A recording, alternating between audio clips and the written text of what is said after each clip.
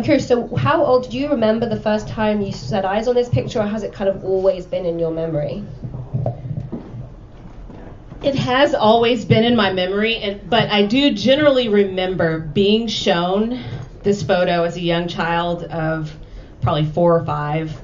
And I remember my mother telling my little brother and me that, this photograph, it was a famous photograph, and this was my father kneeling over Dr. King, and that my father was a Memphis police officer.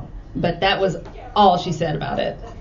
And you later would go on to discover so much more. And of course, an assassination isn't necessarily something you want to bring up among kind of children. So kind of how did your parents frame it when they were discussing it? Well, that was just the thing. They were not discussing it, ever. It never came up. It was never a topic for conversation, and I knew that. You know how children can pick up on the things that are acceptable to talk about, the things that are not. And I just knew from the beginning that this was not something that was an appropriate topic of conversation.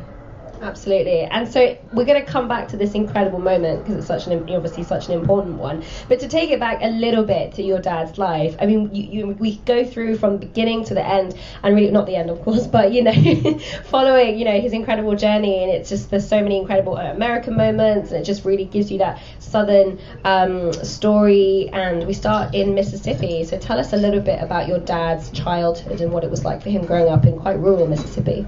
That's right, and that's something else that I didn't know anything about until, I was, an adult, well into adulthood with 2 children, because there was just so much silence about him, not only the assassination, but just generally his life, his experiences, his upbringing, his family.